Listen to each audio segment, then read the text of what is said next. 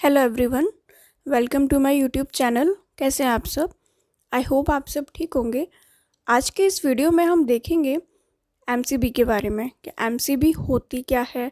First of all इसका full form क्या होता है, ठीक है। एमसीबी के अंदर क्या क्या पार्ट्स लगे होते हैं, तो ए टू जेड एमसीबी के बारे में हम इस वीडियो में समझेंगे।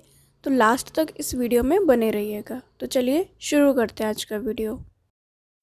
एमसीबी का फुल फॉर्म होता है मिनिएचर सर्किट ब्रेकर, ठीक है। ये एक इलेक्ट्रिकल सर्किट होता है, स्विच होता है, सॉरी।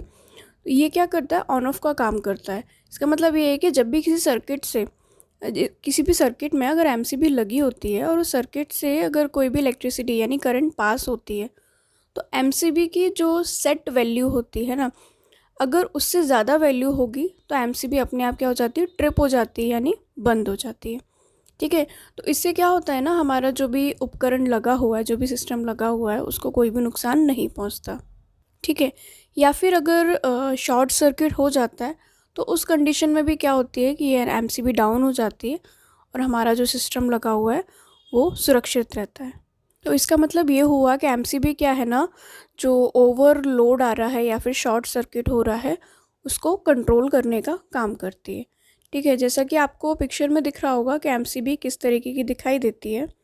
अब नेक्स्ट इसमें देखते हैं कि एमसीबी में क्या क्या कंपोनेंट लगे होते हैं इनसाइड, ठीक है। तो जैसे आपको फ़ोटो में दिख रहा होगा, पूरा ये ओपन करके फ़ोटो डिस्प्ले हो रखा है।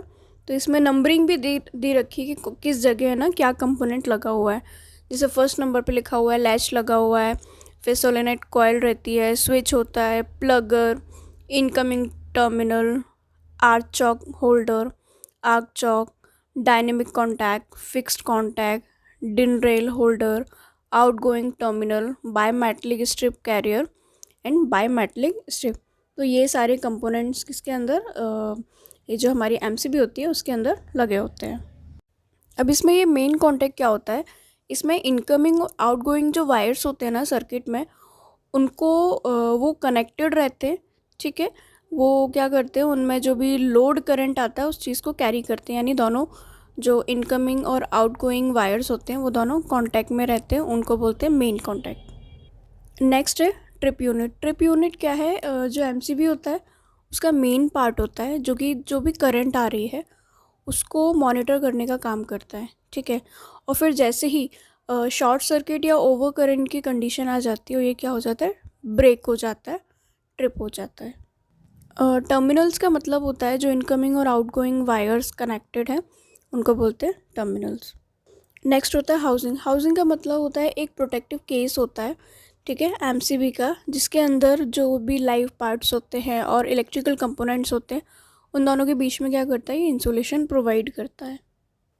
ट्रिप इंडिकेटर क्या करता है, जो एमसीबी होती है ना, वो अगर ट्रिप हो गई यानी ब्रेक हो गई है तो उसमें ऑन ऑफ की पोजीशन बताता है कि ये अभी ट्रिप हुई है या नहीं हुई है। ऑन का मतलब हो गया है तो ये चल रही है, ऑफ का मतलब होता है ट्रिप हो गई है।